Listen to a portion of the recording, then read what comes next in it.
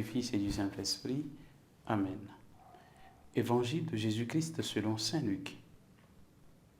Dans la synagogue de Nazareth, Jésus déclara: Amen, je vous le dis, aucun prophète ne trouve un accueil favorable dans son pays.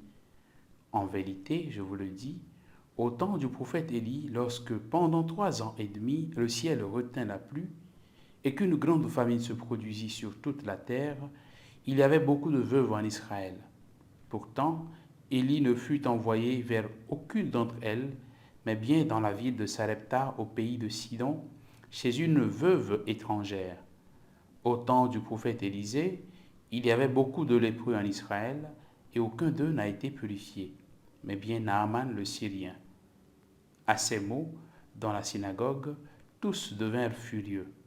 Ils se levèrent, poussèrent de Jésus hors de la ville et le menèrent jusqu'à un escarpement de la colline où leur ville est construite, pour le précipiter en bas. Mais lui, passant au milieu d'eux, allait son chemin. Acclamons la parole de Dieu. Louange à toi, Seigneur Jésus. Bien, chers frères et sœurs en Christ, nous sommes aujourd'hui le lundi 21 mars de la 3e semaine du temps de Carême. Mais lui, passant au milieu d'eux, allait son chemin. Frères et sœurs en Christ, Jésus est dans la synagogue du lieu où il a grandi, c'est-à-dire à Nazareth. Comme on le dit, la vérité rougit les yeux. Les gens de Nazareth n'ont pas voulu recevoir le message que Jésus est venu apporter. Comme il a dit lui-même, aucun prophète ne trouve un bon accueil dans son pays. Jésus et son message sont rejetés par les gens qui le connaissent bien, du moins humainement, ou des gens qui estiment le connaître.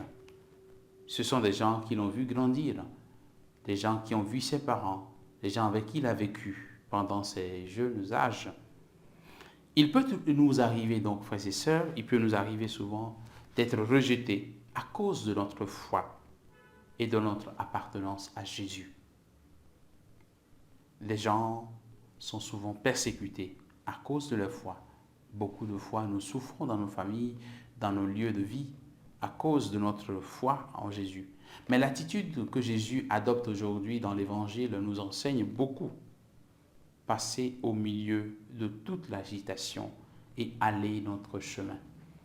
La foule était agitée, on voulait donc pousser Jésus, on voulait en finir avec lui, mais Jésus est resté serein. C'est une attitude que Jésus nous apprend aujourd'hui, de rester serein face aux difficultés, face aux incompréhensions, face à toutes les malversations, à tout ce qu'on peut faire contre nous à cause de la foi que nous avons au Christ Jésus.